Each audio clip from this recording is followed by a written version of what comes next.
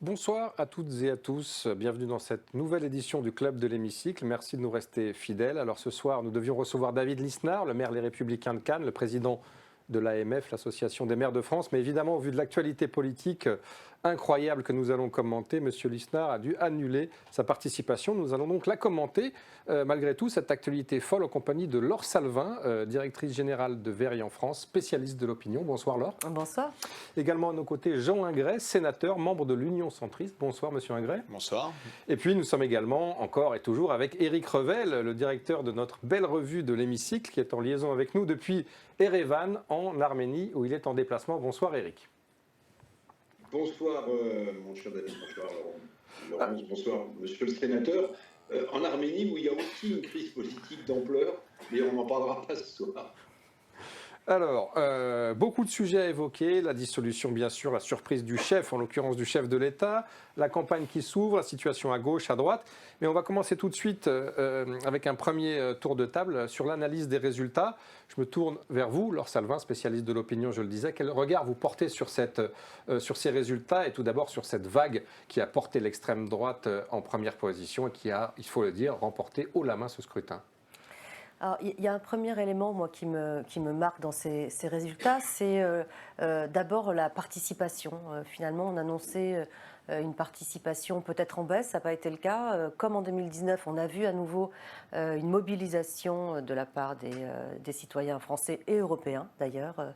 En France, effectivement, on a eu un regain de mobilisation par rapport à 2019, comme quoi finalement l'Europe ne désintéresse pas tant que ça les citoyens. Nous, ce qu'on remarque dans notre baromètre qu'on réalise pour le Figaro Magazine depuis de très nombreuses années, puisque Veryent c'était l'ancienne Sofresse, l'ancienne Kantar, c'est l'intérêt pour la politique. On mesure cet intérêt pour la politique qui est très élevé, alors même que nous n'étions pas dans des périodes électorales majeures, hein, mais en tout cas depuis la présidentielle de 2022, cet intérêt il est toujours très haut, il n'a pas baissé depuis 2022. Donc déjà, premier élément. Deuxième élément, effectivement, il y a vraiment quand même une suprématie, une écrasante domination d'un parti, d'un candidat, Jordan Bardella, et puis un effondrement des partis traditionnels, que ce soit le PS. Ils ont sauvé certes les meubles, effectivement, la liste PS, la liste Renaissance ont sauvé les meubles, mais enfin ils font quand même moins de la moitié du score de Jordan Bardella, donc c'est vraiment très, très loin derrière. Et puis les plus petits partis, et notamment les Verts, où on attendait effectivement peut-être une percée au dernier moment. Les Verts qui sont souvent assez hauts aux élections européennes. Exactement, ce sont leurs élections. On avait vu d'ailleurs que la dernière semaine en 2019, la dernière semaine de campagne, c'était vraiment vers eux que notamment les jeunes s'étaient tournés et le regain de mobilisation, il avait été en faveur des Verts. Là, ce n'est pas le cas, ça a été plutôt en faveur du Rassemblement national. Et puis peut-être qu'il y a un dernier point quand même où je dirais malgré tout François-Xavier Bellamy parvient, il y avait quelques risques, mais parvient à rester présent au PPE. Ça, c'était quand même un point important. S'il n'arrivait pas à atteindre les 5%, eh bien la France n'aurait plus été représentée au sein du parti le plus puissant du Parlement européen. On en a peu parlé parce qu'en France, effectivement, les Républicains aujourd'hui sont plutôt dans des scores assez bas, mais au niveau européen, c'était quand même un enjeu que la France continue à être représentée au sein du PPE. Alors, je me tourne vers vous, Jean Hingray. Est-ce que, en tant que sénateur des Vosges, et donc le Sénat, on le sait, c'est la chambre des collectivités, hein, la chambre également des communes, est-ce que vous aviez senti sur le terrain ces dernières semaines cette vague montée en faveur de l'extrême droite et de la liste de Jordan Bardella? Ça fait pas plusieurs mois, ça fait plusieurs années que le Front National augmente ses scores de scrutin en scrutin. Je pense qu'il y a une vraie attente de la population en termes de sécurité, en termes aussi de retour au travail, des valeurs du travail et aussi des problèmes au niveau de l'immigration. Donc c'est pas étonnant que le Front National soit aussi haut. Ça fait 20 ans, 30 ans que les problèmes ne sont pas réglés dans notre pays. Et les responsables politiques devraient prendre leurs responsabilités, ceux qui sont là depuis de nombreuses années. Donc rien d'étonnant. Ce qui est regrettable, c'est que le débat n'a pas été à la hauteur des enjeux. Le débat n'a pas eu lieu, d'après vous ? Il y a forcément eu un débat, puisqu'il y a eu des débats télévisés, mais quand on voit le niveau des débats, franchement, il y a de quoi se poser des questions. C'est une honte aussi vis-à-vis des candidats de petites listes, entre guillemets, qui ont pu débattre entre eux à 23h le soir. C'est vraiment un déni de démocratie. Et au niveau des scores, rien d'étonnant, c'est ce qu'on nous avait prédit depuis plusieurs semaines, plusieurs mois, peut-être avec le score de la gauche qui est quand même assez haut. Je pense que Glucksmann a fait une bonne campagne. Mélanie s'est sauvée, a sauvé les LR, et Marion Maréchal-Le Pen arrive aussi à 5%. Je pense que c'est ça aussi que l'on peut retenir de ces élections européennes. Et puis la dissolution dans la foulée, finalement. Alors, on va en parler dans un deuxième temps. Je me tourne vers vous, Éric Revel, qui est un habitué des débats, et notamment, vous avez suivi cette campagne de très près. Est-ce que vous êtes étonné par ces résultats, ou est-ce que finalement, les sondeurs, encore plus que d'habitude, ont été justes dans leurs prévisions et leurs prédictions? Bon, ça arrive parfois que les sondeurs se trompent, mais là, oui, ils ont vu assez juste. Mais je crois peut-être qu'on peut faire une autre analyse de ce score. Laure Salvin disait que finalement les Français s'intéressent à l'Europe, ce qui expliquerait une participation en hausse. Moi, j'ai une autre analyse. Les Français s'intéressent peut-être plus à l'Europe aujourd'hui parce que précisément, ils ne veulent peut-être plus, si on en croit les résultats de ces élections, de cette Europe-là. Ils ne veulent peut-être plus de cette Europe-là, et en se mobilisant, en votant davantage, jusque y compris pour le RN, ils ont signifié qu'ils voulaient une Europe peut-être plus des nations, puisque c'est le RN qui remporte cette élection, et moins une Europe fédéraliste. Donc je pense qu'il faut peut-être pas se tromper d'analyse, en tout cas c'est la mienne. Maintenant, les scores qui ont été réalisés de cette droite qualifiée donc d'extrême droite ou de populiste, c'est pas non plus un résultat isolé en Europe. Pratiquement dans tous les pays, vous avez une poussée des conservateurs ou des droites populistes. Alors, c'est pas parce que tout d'un coup, les Allemands, les Italiens, les Hongrois plébiscitent l'Europe qu'on leur propose. Non, c'est parce qu'ils veulent peut-être, en sanctionnant de la façon dont ils ont voté, ils veulent peut-être changer d'Europe. Et c'est peut-être ce message-là qu'ils ont envoyé pour ces élections européennes. Après, bon, on va parler de la dissolution, on va parler de la réaction du président de la République. On a vraiment vécu une journée folle aujourd'hui, une journée historique où tous les blocs politiques ont explosé façon puzzle, c'est mon petit côté tonton flingueur, mais pardonnez-moi, on assiste à un spectacle que moi je n'avais jamais vu, dont personne d'ailleurs ne connaît l'issue, que ce soit à l'Assemblée nationale ou dans les déflagrations suivantes qui vont être occasionnées, parce qu'on peut se poser aussi la question, le président de la République, il peut avoir un Premier ministre qui portera un programme qui soit de gauche ou de droite populiste, qui sera à des années-lumière du sien. Mais enfin, et puis juste dernière remarque, pour bien lancer le débat, mais enfin, cette dissolution de l'Assemblée nationale, ce nouveau gouvernement qui va apparaître dans les urnes le 8 juillet prochain, ça veut dire qu'à quelques semaines des Jeux Olympiques, on va changer, par exemple, de ministre de l'Intérieur. Mais c'est de la folie. Alors, vous avez raison de parler de cette folle journée, de ces folles journées que nous sommes en train de vivre. Je reviens juste un instant sur le résultat. Dans le détail, le Rassemblement national est arrivé en tête dans 32 613 des 35 000 et quelques communes françaises. En tête dans la totalité des 319 communes du Lot-et-Garonne, des 101 communes du territoire de Belfort, des 17 communes de Mayotte, bon, situation un peu particulière, et dans plus de 99 communes de l'Aisne, de l'Aube, de l'Eure, de l'Indre, du Loir-et-Cher, de la Loire, du Loiret, du Var et des Vosges. Jean Ingray, qu'est-ce que ça vous inspire, ce raz-de-marée dans les villes ? Dans les villes et dans les villages, tout simplement, c'était un raz-de-marée, mais qui était prévisible. Après, je pense qu'il faut bien séparer les choses entre un vote au niveau national et les votes qui vont suivre après au niveau local, notamment législatives, où il peut y avoir aussi des personnalités qui vont pouvoir rester, et en tout cas je l'espère, députés, comme au niveau des mairies. Au Sénat, en tout cas, nous, on n'a pas beaucoup de collègues Front National.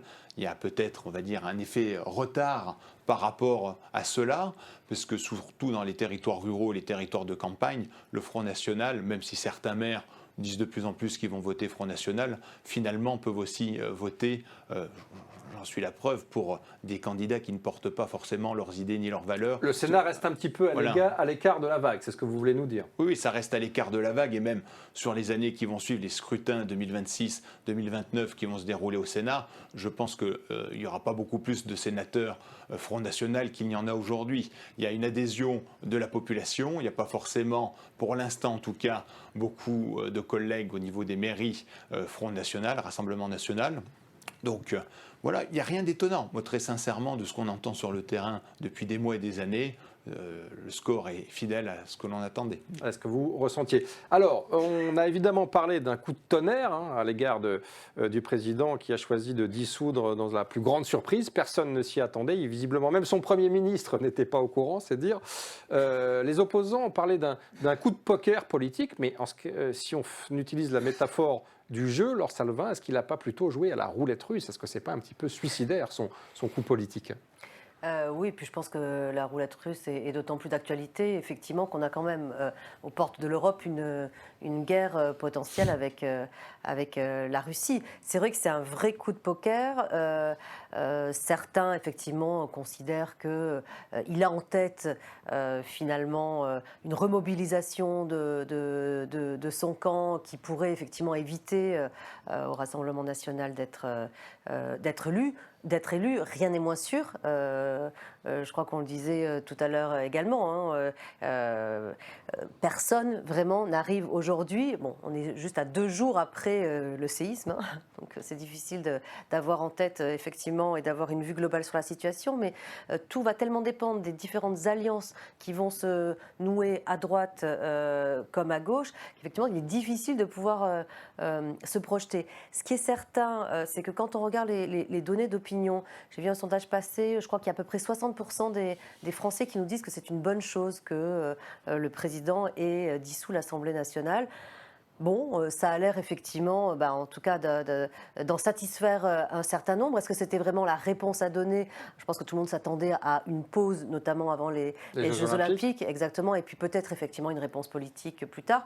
Le président a voulu accélérer le calendrier. C'est vrai qu'il est dans une situation aussi complexe de gouvernement où dès qu'il bouge la main, tout est compliqué. Mais c'est vrai que le risque aussi, c'est l'effet pervers, ça pourrait être que les Français se retournent contre ça en disant il a voulu jouer et la vie politique n'est pas un jeu pour nous.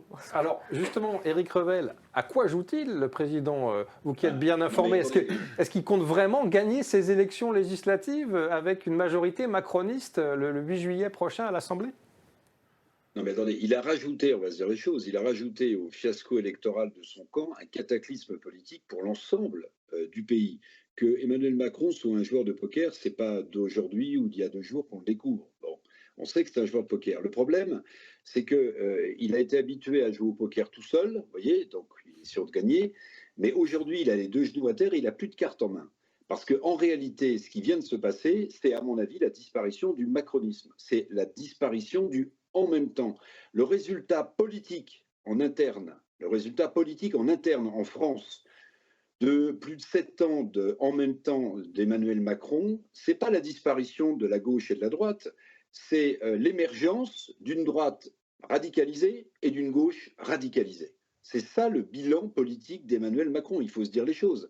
Donc comment peut-il s'en sortir? Il espère vraiment redresser et avoir une majorité? Non, la pire des choses, c'est même pas qu'il y ait une alternance avec une majorité à l'Assemblée nationale le 8 juillet. La pire des choses qui nous pend au bout du nez grâce à cette décision inconsidérée du président de la République, c'est qu'il n'y ait aucune majorité trouvable à l'Assemblée nationale. Et là, on serait dans une situation à la 3e ou à la 4e République, c'est-à-dire des espèces de majorités de circonstances avec des gouvernements qui ont des faits un peu à l'italienne au gré des circonstances. Donc pardonnez-moi, vous allez peut-être me trouver un peu sévère, mais je trouve que le bilan politique de ce qui vient de se passer, qui est à mettre au débit du président de la République, joueur de poker, est un bilan catastrophique. Alors, bilan catastrophique. Campagne extrêmement rapide également. Je me tourne vers vous, Jean Agré, qui avait l'habitude de ces combats, de ces batailles électorales. Je le rappelle, premier tour le 30 juin, deuxième tour le 7 juillet. Une campagne de 3 semaines. Est-ce que c'est susceptible de modifier le résultat de dimanche soir? Et est-ce que le scrutin ne va pas être finalement une réplique de ce qu'on a vécu il y a 2 jours? C'est tellement court que finalement les Français n'auront pas envie de voter autre chose. Oui, les candidats n'ont pas le temps de se préparer. Ça donne forcément notamment une prime aux sortants, une prime aussi à l'étiquette politique. C'est ce qui va se dérouler dans quelques semaines. Moi, je voudrais revenir sur vos propos. La véritable opportunité qu'on aurait pu avoir, c'est un débat démocratique. Je pense que ce qui s'est passé à l'Assemblée nationale ces 2 dernières années est vraiment une honte pour la politique en général. Si on est capable, au Sénat, dans nos collectivités, que ce soit les mairies, les départements, les régions, à travailler ensemble malgré nos différences, à pouvoir voter des budgets, à pouvoir aller de l'avant, je ne comprends pas pourquoi l'Assemblée nationale n'est pas capable de le faire. Même dans des majorités et des blocs différents, ils devraient être capables, tout du moins donner l'exemple. Je pense que ce qui s'est passé, notamment avec les LFI, est une véritable honte, que les sanctions n'ont pas été à la hauteur des enjeux, que certaines personnes auraient dû être exclues pendant plusieurs mois, plusieurs années, même sans indemnité, et que les réponses n'ont pas été à la hauteur des enjeux. Donc, ce qui va se passer dans plusieurs semaines, de toute façon, on le sait, le Front National aura, je ne suis pas Madame Irma, mais quand on peut voir les images, vous non plus, mais quand on peut voir, est-ce que Marine Le Pen aura la majorité? Peut-être pas. Mais peut-être qu'ils vont enfin devoir travailler ensemble, que certaines personnes vont devoir assumer leurs responsabilités et qu'on va peut-être aller au-delà des clivages politiques pour trouver des solutions concrètes pour les Français. Alors, vous citiez Madame Irma, personne n'est Madame Irma, mais en revanche, l'Institut IFOP a publié aujourd'hui une étude, je vais en citer quelques chiffres, dans l'hypothèse d'une gauche rassemblée, c'est-à-dire ce fameux Front populaire dont on entend beaucoup parler depuis hier, elle rassemblerait 25% des suffrages, et si elle était désunie, 32%, et le RN, quoi qu'il en soit, quelle que soit l'hypothèse, serait à 35%. Qu'est-ce qu'il faut penser de ces chiffres? Ça veut dire majorité absolue, relative pour le RN ou chambre ingouvernable? Là, effectivement, on est vraiment dans la réplique du scrutin d'avant-hier. Donc, effectivement, les Français sont assez logiques. Ils ont voté pour certaines listes dimanche. Là, on leur demande 2 jours après à peu près la même configuration politique pour qui vous voteriez. Effectivement, on reproduit le résultat de dimanche. La question qui va se poser, c'est à nouveau, la question de la mobilisation. Est-ce qu'il va vraiment y avoir une mobilisation et une mobilisation différentielle à ces élections? On sera quand même sur 2 week-ends de vacances ou de pré-vacances, donc c'est quand même compliqué. Est-ce que finalement c'est le camp du vainqueur aujourd'hui qui va se surmobiliser en disant ça y est, on y est? On est aux portes du pouvoir et donc effectivement on n'a qu'un pas à franchir et on continue. Ou alors au contraire, est-ce que c'est plutôt peut-être les abstentionnistes, parce qu'ils sont quand même malgré tout nombreux, les abstentionnistes de dimanche qui vont se dire finalement on n'aurait peut-être pas dû laisser passer notre tour, donc là maintenant on va tester. Et puis il y a aussi une autre dimension, et ce qu'on entend de plus en plus dans l'opinion, c'est finalement on n'a jamais essayé. Donc quelque part, est-ce que ce ne serait pas le bon moment aujourd'hui? Il reste 2-3 ans avant la prochaine présidentielle. Il y a quand même le garant. Une sorte de test grandeur nature. Et puis si ça marche pas, au moins en 2027, on se trompera pas.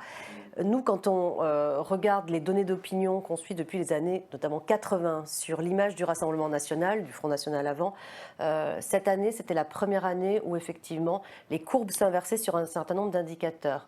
Les Français ne considèrent plus en majorité que le Rassemblement national est un danger pour la démocratie. Alors que jusqu'à présent, il y avait effectivement ce sentiment que le RN était un danger. Aujourd'hui, vous avez une majorité de Français qui pensent le contraire, qui pensent non, que ce n'est pas un danger. Vous avez aussi une majorité de Français aujourd'hui qui considèrent que le Rassemblement national est prêt à gouverner. Ce n'était pas le cas, ne serait-ce que l'année dernière, et encore moins il y a 10 ou 20 ans. Donc il y a à la fois effectivement un effet de mécontentement, de colère, de protestation, effectivement, et puis de sanctions à l'égard du gouvernement. Mais je pense qu'il y a beaucoup plus que ça, et c'est ce qu'il va falloir aussi analyser dans les prochaines semaines. Il y a beaucoup plus que ça. Je pense qu'il y a aussi, évidemment, de la crédibilité qui s'est installée. On le voit avec Jordan Bardella, notamment sur sa cote d'image eh bien, on voit bien que c'est un peu une sorte de candidat attrape-tout. Vous voyez, il va chercher des CSP+, qui n'allaient jamais voter RN. Il va chercher également des femmes qui étaient très en retrait, etc. Il a une surface tellement lisse qu'on peut projeter ce qu'on veut. Et on voit quand même, et moi c'est ce qui m'a marqué aussi pendant toute cette campagne, c'est que on voit que finalement ça peut marcher. Il n'avait pas un programme hallucinant, hein, on ne peut pas dire le contraire. C'est le moins qu'on puisse dire. Il y avait quelques pages, et pourtant il a réussi quand même finalement à créer une adhésion et pas juste, à mon avis, du mécontentement. Et c'est là aussi où ça va être intéressant, cette campagne d'entre-deux tours, c'est pas d'entre-deux tours, mais d'entre-deux élections, c'est est-ce qu'on va réussir à trouver un angle d'attaque du RN. On l'a pas trouvé, en tout cas les partis traditionnels ne l'ont pas trouvé lors de ces élections européennes. Je ne suis pas sûre encore qu'on le trouve, parce que pour le moment les arguments qu'on entend, effectivement, sont juste une répétition de ce qu'on avait jusqu'à présent. Alors, une surface très lisse, disiez-vous. C'est vrai qu'il n'a pas dit grand-chose, Jordan Bardella, pendant cette campagne. Il a fait beaucoup de sourires, beaucoup de selfies. Éric Revel, comment vous expliquez cette irrésistible ascension, pour reprendre ce poncif? Je vais avoir une explication peut-être simple et un peu simpliste, mais qui rejoint un peu celle de Laure Salvin. Mais je vais vous dire, pendant des décennies et des décennies, on a expliqué que les partis de gouvernement qui se succédaient avaient en leur sein les élites, les experts, les gens compétents, enfin la crème de la crème, vous voyez, pour le résultat qu'on connaît aujourd'hui, c'est-à-dire résultat qu'on connaît en termes financiers, c'est pas seulement dû à Macron, en termes de pouvoir d'achat, en termes d'immigration, enfin sur tous les sujets, la France est mal en point. Et pourtant, on a expliqué aux gens que les partis qui se succédaient, de gauche et de droite, ce qu'on appelait la gauche républicaine et la droite républicaine, que ces gens-là étaient les meilleurs d'entre nous, bien, pour le résultat que l'on constate. Alors, peut-être que par l'absurde, les Français qui en ont ras-le-bol, ceux qui vivent en grande difficulté, notamment dans nos territoires, qui n'ont pas accès à autant de services publics alors qu'ils payent des impôts, et bien que ces Français se disent, écoutez, pourquoi ne pas les essayer eux, puisque de toute façon on a essayé les experts pour le résultat qu'on connaît, donc est-ce que ce serait pire avec eux? Alors ça peut vous paraître simpliste comme argument, mais quand on est dans un état de désespérance politique comme le sont la majorité des Français, à mon avis, qui votent RN, eh bien, cette analyse peut s'entendre. Et puis, pardon, on est dans un moment, il faut quand même le rappeler, cette journée est d'une folie incroyable. Quand je vois, et je vais vous faire les deux côtés de l'échiquier politique, quand je vois M. Olivier Faure, qui du jour au lendemain suit le panache blanc de LFI, qui a quand même bordélisé l'Assemblée nationale, qui a quand même porté des analyses sur ce qui s'est passé à Gaza, qui, à mon sens, sont scandaleuses, on se dit, mais attendez, que dirait Léon Blum, que dirait Jean Jaurès? Où est cette gauche républicaine qui, pour essayer de sauvegarder des postes de députés, est prêt à s'allier avec LFI? Et puis, l'autre côté, qu'est-ce qui s'est passé aujourd'hui? Éric Ciotti, patron des LR, grande tradition gaulliste, dit on va mettre en place une plateforme avec le RN pour essayer de faire élire certains députés LR avec des voix RN. Alors, à mon avis, les LR là sont définitivement morts, ils sont en train d'imploser. Il y a une partie des LR qui va rejoindre sans doute les macronistes, et puis une autre partie qui va rejoindre le Rassemblement national. Ce qui était écrit, la dissolution d'Emmanuel Macron n'a que précipité les choses. Donc, on a une journée absolument de folie, enfin moi je trouve, où finalement on va avoir deux blocs. Mélenchon est discret en ce moment, hein, vous l'avez entendu. Rima Hassan est discrète, hein, on n'a plus de tweets sur Israël. Non, on essaie de se normaliser et non plus de se bordéliser. Donc deux blocs, mais qui ne ressembleront pas au bloc de la gauche républicaine et de la droite républicaine, qui sera autre chose. C'est une recomposition du paysage politique. Et puis ce qui m'inquiète, puisqu'on parle de démocratie, ce qui m'inquiète quand même, je vous le dis comme je le pense, c'est que quel que soit le résultat des élections législatives le 8 juillet, j'espère que d'un camp comme de l'autre, mais pour l'instant on assiste plutôt à des dérapages de l'ultra-gauche, qu'on ne contestera pas dans la rue le résultat des élections, le résultat démocratique, parce que sinon on basculerait dans autre chose. Alors, deux blocs irréconciliables, vous l'avez dit. On va d'abord étudier celui qui se trouve à notre gauche. Ça a été dit, Jean Magret, vous citiez le comportement des Insoumis à l'Assemblée nationale, qui a d'ailleurs contribué finalement à respectabiliser en face les élus du Rassemblement national. On a vu que pendant toute cette campagne des européennes, la gauche s'était déchirée de façon très agressive. Les Insoumis avaient été très violents à l'égard de Raphaël et Glucksmann. Les différentes composantes de la NUPES, finalement, avaient explosé en vol. Et là, comme par miracle, depuis 2 jours, voilà les camarades à nouveau réunis comme si de rien n'était. Qu'est-ce que ça vous inspire ? Écoutez, c'est déplorable. Moi, je trouve que pour sauver quelques postes, certains sont prêts à vendre père et mère, que ça soit... Les socialistes, en l'occurrence. Les socialistes, mais écoutez, ce qu'on voit de notre ami du sud de la France, le petit Benito, c'est pareil. Il faut quand même se... Mais c'est quand même vrai. Écoutez, on en parlera après dans un deuxième tour. Mais bon, je pense que quand on a vu comment ça s'est déroulé avec la NUP ces dernières années, le Parti socialiste ferait bien un peu de s'affirmer, peut-être perdre quelques postes, mais continuer à aller de l'avant. Je pense qu'il y a un besoin de gauche. Ça s'est vu à travers les élections européennes. Avec Raphaël Glucksmann. Avec Glucksmann, qu'on est capable de faire un peu plus de 13%. Il y a quand même un socle de gauche qui peut s'affirmer dans ce pays, comme un socle de droite pourrait revenir si la droite pouvait enfin retrouver ses valeurs, retrouver un élan et retrouver des personnes respectables à la tête des Républicains. Ça serait quand même le minimum syndical. Alors vous avez raison, parce que Glucksmann, hier, posait des conditions, et des conditions dont il était clair qu'elles excluaient les Insoumis d'un accord à gauche. Et 1 heure ou 2 heures plus tard, Olivier Faure signait un accord avec les mêmes Insoumis. C'est quand même un désaveu. Enfin, ça donne crédit à votre thèse selon laquelle, finalement, ils veulent surtout des postes et des sièges de députés à l'Assemblée.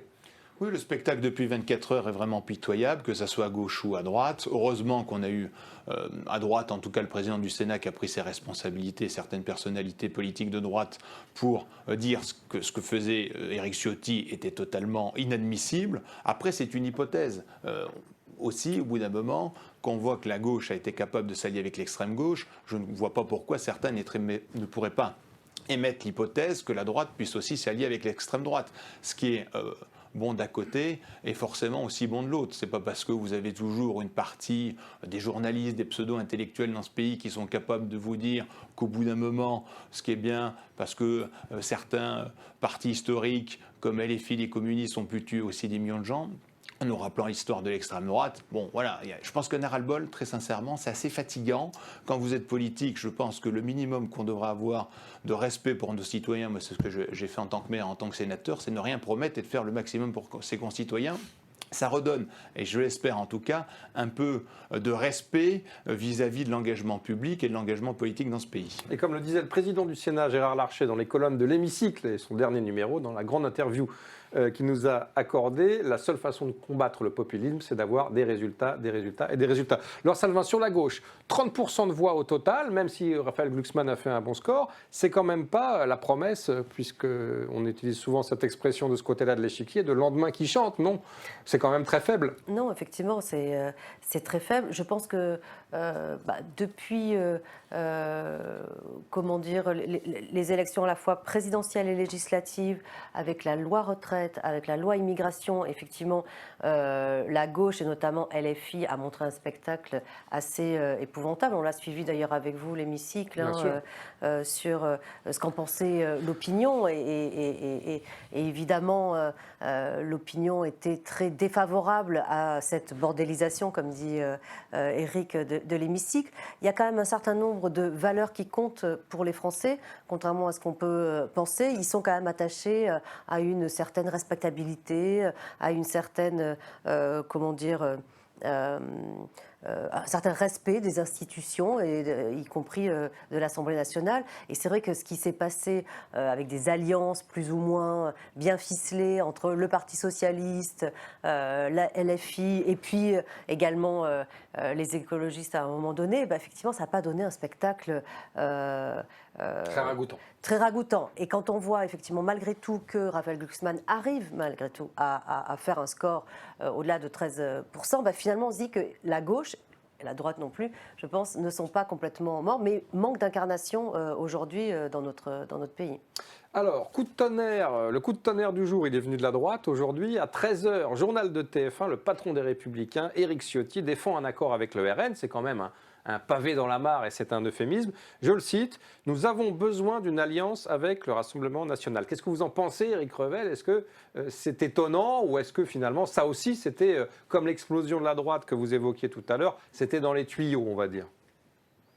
Écoutez, dès l'instant où les LR ont refusé pendant des semaines et des semaines à l'Assemblée nationale d'être les supplétifs de la majorité relative macroniste. Dès l'instant où François-Xavier Bellamy, malgré sa belle campagne, hein, je pense que c'est un de ceux qui a, à mon avis, incarné le mieux l'Europe par ses connaissances, par son ton, par son attitude, par son respect des autres dans les débats. Dès l'instant où Bellamy ne fait que 7 points, qu'est-ce qu'il reste comme choix au LR?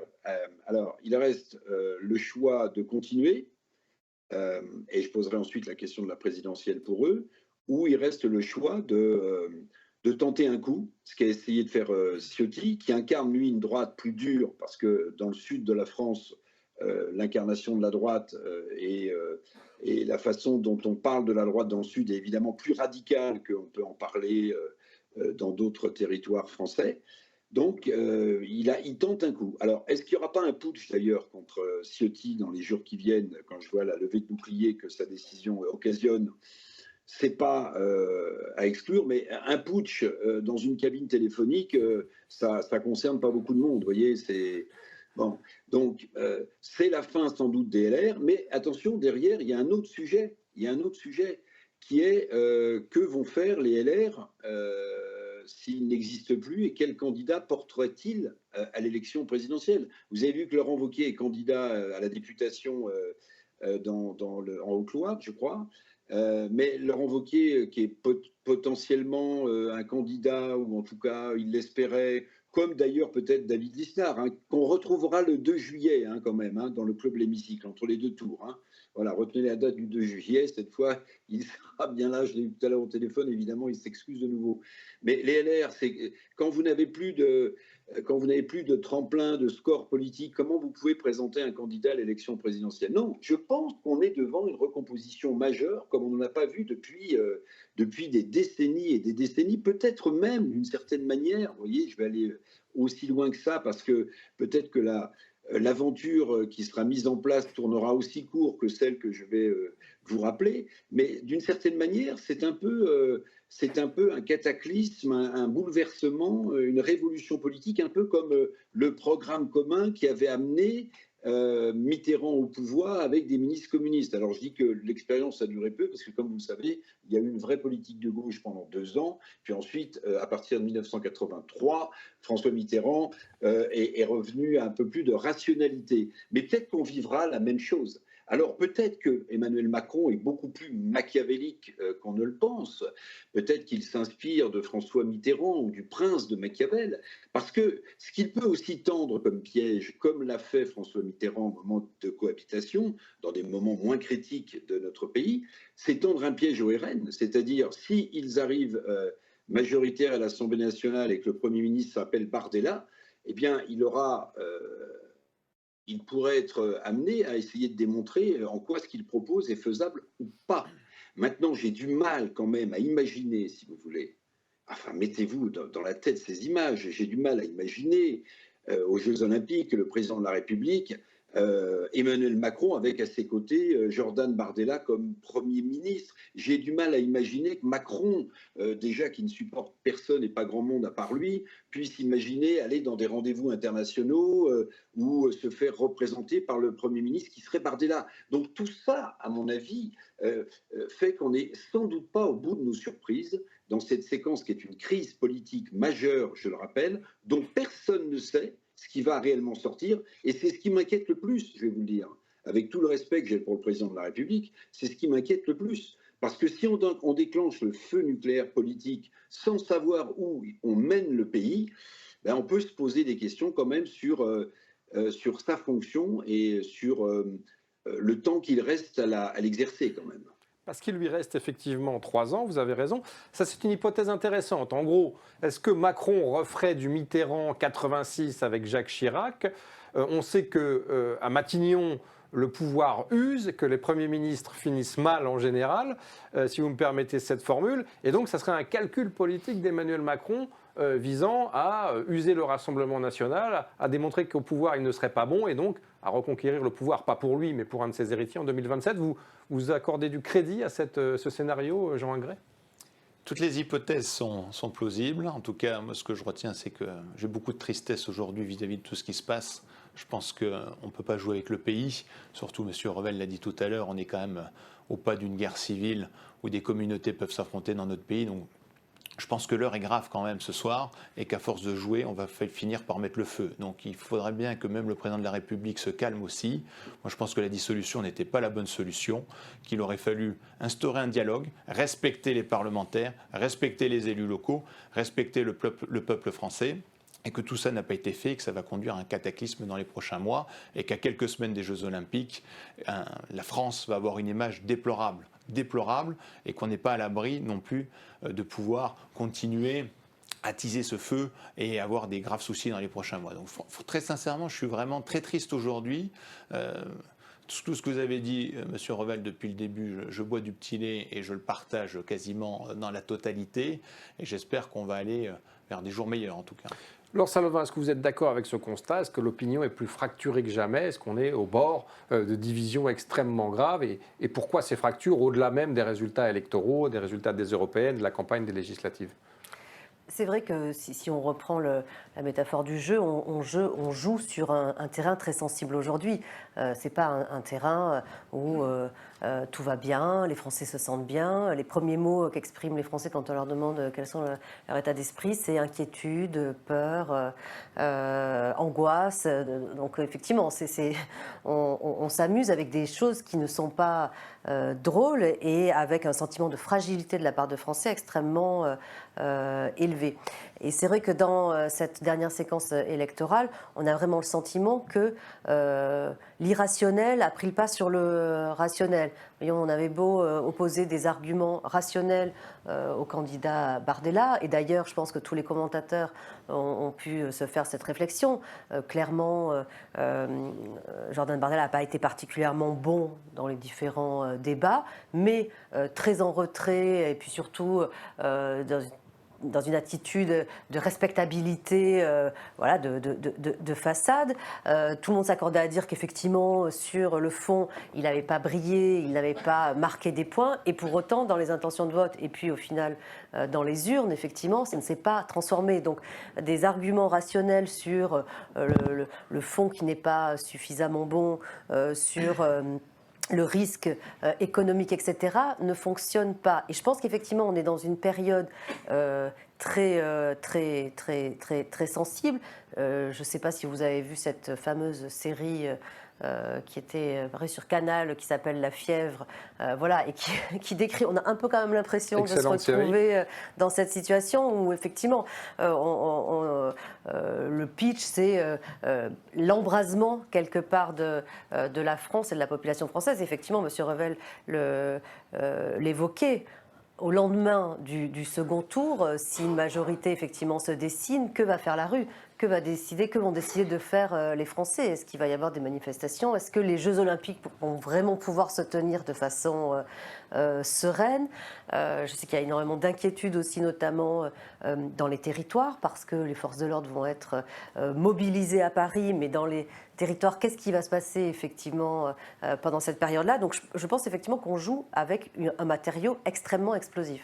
Alors Éric Revel, vous citiez tout à l'heure la concomitance entre le résultat des élections législatives et le démarrage des Jeux Olympiques, période extrêmement importante, effectivement, comme le disait Laure Salvin, les forces de l'ordre mobilisées sur l'événement, le monde entier sera à Paris, le monde entier aura les yeux rivés sur Paris, c'est quand même un cocktail assez explosif, tout cela, est-ce que vous pouvez nous le décrire? Et puis deuxième question, est-ce que le président Macron, c'est pas sa stratégie, la peur du chaos, est-ce que c'est pas son argument? Est-ce que c'est pas ça qu'il est en train de jouer finalement sur le thème? Si vous ne me réalisez pas, si vous n'élisez pas une majorité macroniste, c'est moi ou le chaos? Oui, alors c'est ce qu'il nous avait déjà dit au moment de la deuxième présidentielle, c'est moi ou le chaos. On l'a eu lui et on a eu aussi le chaos, hein, politique en tout cas. Bon, mais il faudra même noter parmi les événements de la journée que le président de la République devait tenir une conférence de presse cet après-midi, qu'il a repoussée à demain. Alors on verra ce que le président de la République va dire. L'une des rumeurs qui courait, bon, c'est pas une information, c'est une rumeur, c'est qu'il pourrait, à l'occasion de cette conférence de presse, dire un peu ce que vous venez de dire, David. Il pourrait dire, écoutez, moi, si j'ai pas la majorité qu'il me faut, je démissionne. Alors c'est évidemment un double tranchant, parce que Ceux qui considèrent que Macron, ça suffit, ils peuvent faire de ces législatives un nouveau référendum anti-Macron. Il se prendrait un petit peu pour le général de Gaulle, le président Oui, Macron. alors, sauf que le général de Gaulle, il est parti à Baden-Baden, que Georges Pompidou, très beau livre sur lequel David Lisnard a écrit, l'a cherché pendant 2 jours et on a su qu'il était à Baden-Baden et qu'il est revenu ensuite. Mais que va faire Emmanuel Macron? Que va-t-il proposer Alors vous savez, il avait déjà quand même manié un peu cette arme. Alors personne ne connaissait l'ampleur de la pandémie et ses désastres, c'est sûr, et personne ne savait si un vaccin allait être efficace pour les personnes qui avaient les fragilités et les pathologies les plus importantes. Mais qu'avait-il dit lors de sa première intervention sur la crise sanitaire? Il avait dit « nous sommes en guerre ». Et donc, d'une certaine manière, la réaction d'un peuple, souvent, c'est de se rester groupé derrière son chef, voyez. Donc là, il peut effectivement brandir la menace. Il peut brandir la menace avec le double tranchant que ça représente.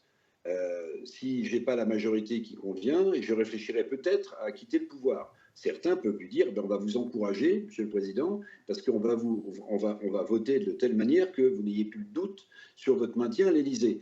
Mais l'autre chose aussi, c'est qu'il peut aussi manier une autre arme. Une de ses bases électorales, ce sont les retraités. Hein. Les retraites ont été abondamment augmentées à plusieurs reprises, notamment les retraites complémentaires à Agirc-Arrco. Donc il peut aussi faire passer le message, si l'instabilité politique s'installe dans le pays, je ne peux pas vous garantir que, chers amis, votre pouvoir d'achat, vos retraites, l'économie ne va pas s'effondrer. Voyez. Donc on peut être devant une menace aussi qui toucherait beaucoup plus les Français, qui est de dire « Ok, vous n'êtes pas très content de moi, mais derrière, comme on ne sait pas ce qui va se passer, voilà, on sait ce qu'on perd, on ne sait pas ce qu'on gagne. » Donc, il peut avoir plusieurs arguments. Maintenant, moi, j'ai le sentiment, quand j'écoute la déclaration qu'il a faite pour annoncer la dissolution 1 heure après le résultat des élections dimanche, qu'il était profondément marqué. J'ai trouvé même qu'il était assommé par ce qui lui arrivait. Donc, 2 choses l'une. Ou bien il estime qu'il a le pouvoir suffisant, quelles que soient les circonstances, quels que soient les sujets, de sauver la patrie, et ce n'est pas la première fois qu'il se prendrait un échec, ou alors il a déjà réfléchi à la suite qu'il pourrait annoncer lors d'une réponse à d'une question à un journaliste lors de sa conférence de presse de demain. Mais vous voyez bien qu'on est dans une incertitude totale, mais vraiment, hein, dans une crise politique majeure dont personne ne sait, et puis on parlait des Jeux Olympiques, David, vous avez raison, mais j'insiste, j'ai commencé par ça tout à l'heure, mais écoutez, vous allez avoir un nouveau gouvernement avec cette nouvelle majorité à l'Assemblée nationale. Donc ça veut dire que Gérald Darmanin, qui est le garant du système de sécurité pour ces Jeux Olympiques avec d'autres de ses collègues, va être remplacé par quelqu'un qui arriverait place Beauvau et qui prendrait en cours de route un système de protection tellement essentiel pour les Jeux Olympiques et pour l'image du pays. Les Jeux, ça arrive une fois tous les 100 ans. Je trouve ça mais affolant, si vous voulez.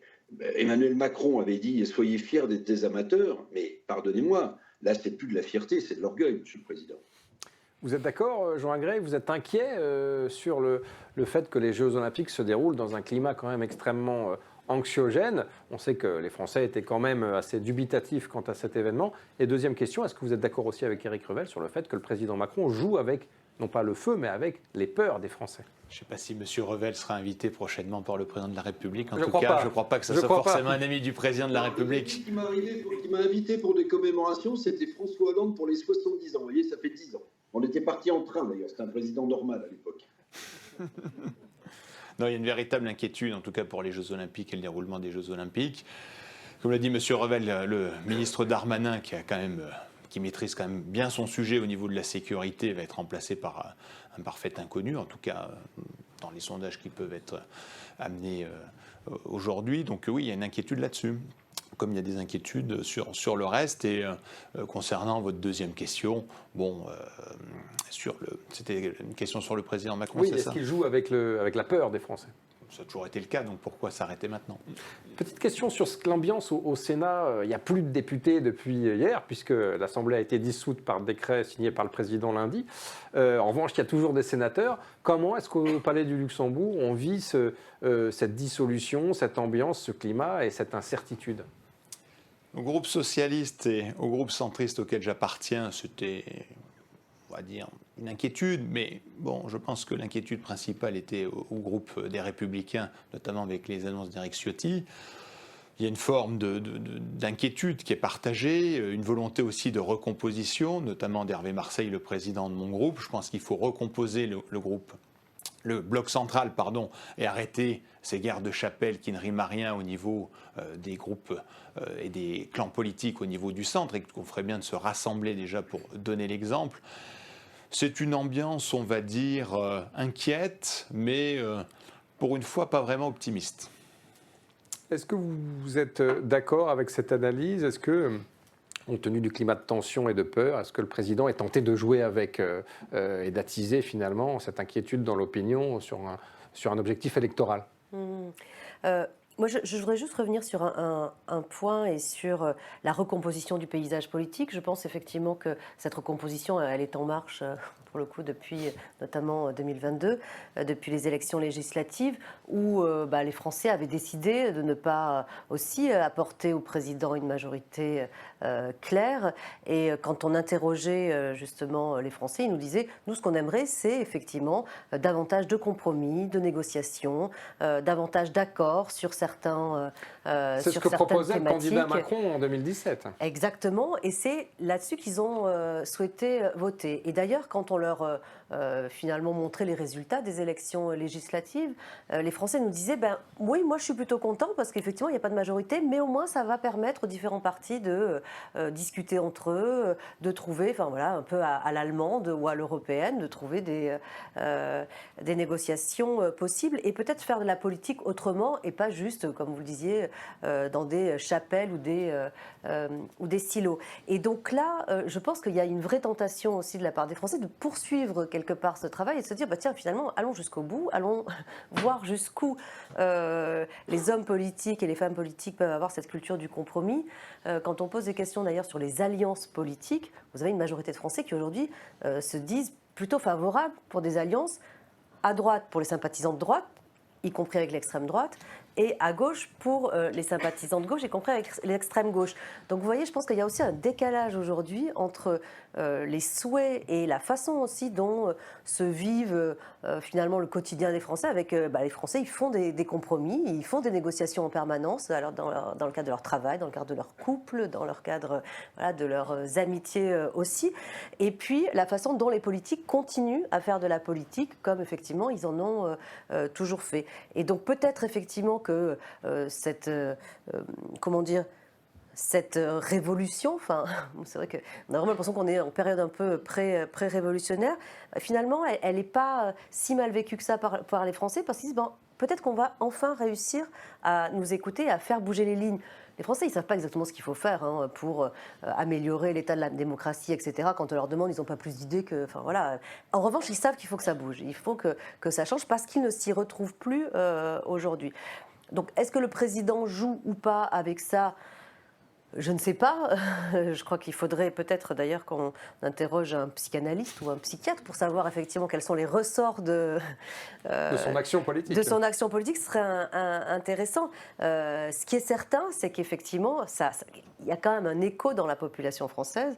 Et donc là-dessus, on peut se demander ce que ça va donner au final début juillet. Alors, vous utilisiez le terme intéressant de révolution. Éric Revel, ça sent aussi la fin de règne un petit peu, sauf que cette fin de règne, elle intervient 3 ans avant la fin du second mandat du chef de l'État.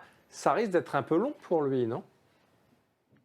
Oui, puis pour les Français aussi, visiblement. Mais je rebondis sur le mot révolution parce que j'ai la gourmandise mémorielle de me souvenir que son livre programme s'appelait Révolution, quand il a été élu président de la République en 2017. Révolution, j'espère qu'il n'y en aura pas une dans la rue, mais en tout cas, c'est assez marrant de noter que son bouquin programme s'appelait Révolution. Maintenant, oui, ça va paraître très long, mais moi j'ai du mal à imaginer, si vous voulez, je reviens là-dessus, mais quelle que soit la majorité qui va sortir de cette Assemblée nationale, j'ai du mal à imaginer que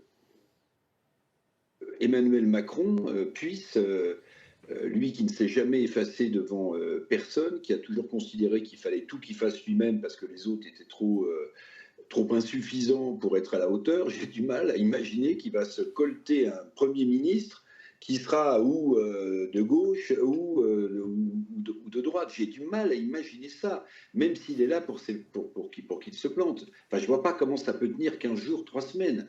Ça me paraît impensable, ça me paraît injouable. Ou alors il nous a caché sa personnalité, et finalement Emmanuel Macron n'a pas un ego surdimensionné et une arrogance surdéveloppée. Au contraire, c'est un monsieur qui doute et qui est humble. Bon, non, je plaisante. Bon, donc je ne vois pas comment ça peut durer 3 ans encore, avec une crise politique qui ne va pas s'éteindre comme ça du jour au lendemain, parce qu'il y aura des effets collatéraux. Je profite de la présence du sénateur d'abord pour saluer le travail que les sénateurs font, parce que la bordélisation d'une partie de l'Assemblée nationale a rendu souvent les travaux de l'Assemblée nationale inaudibles, ce qui n'est pas le cas du Sénat, qui a publié des rapports. On se désintéresse un peu, hein, souvent, pardonnez-moi, monsieur le sénateur, hein, mais là, je trouve que le Sénat est revenu dans le jeu politique de manière efficace, en produisant des rapports qui font réfléchir et qui font progresser la société française. Maintenant, j'ai été délicat avec vous, monsieur le sénateur, maintenant je vais l'être un peu moins, parce qu'en réalité, si